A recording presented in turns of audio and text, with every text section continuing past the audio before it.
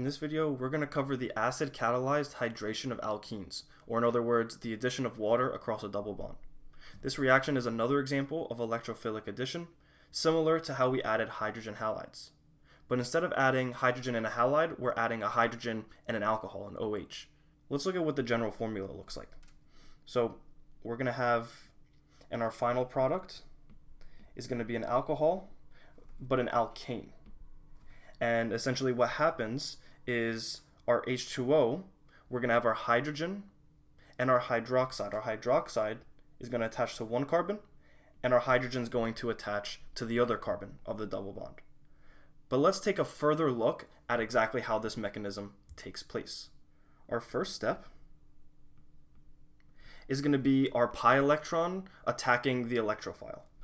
If we have our alkene and our acid, which for this case we can say is H3O+, the pi electron is going to attack one of our hydrogens in our H3O+, and it's going to donate those two electrons in the bond to the oxygen, making neutral water, but it's also going to break up our double bond.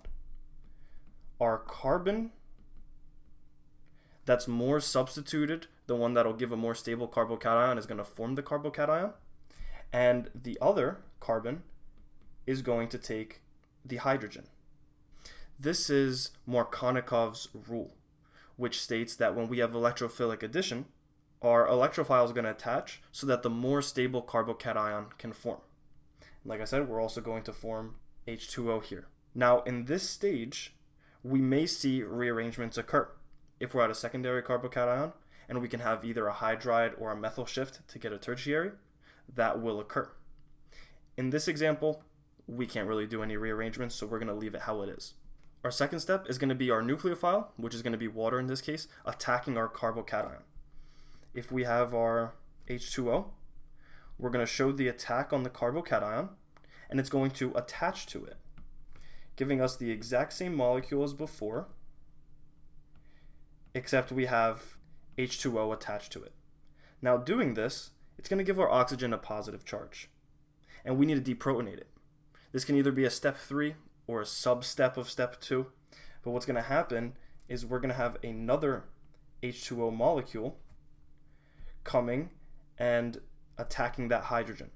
Those electrons in the bond are going to go to the oxygen, giving us our stable oxygen, our neutral oxygen. If I were to redraw this, it would look like this. And that water that was attacking that hydrogen is going to gain it, and we're going to get a plus H3O plus, and that regenerates our acid catalyst that we saw here in step 1. If this video did help you, please consider leaving a like or subscribing. If you want to see more organic chemistry videos, there should be the playlist up on your screen now. Thank you for watching.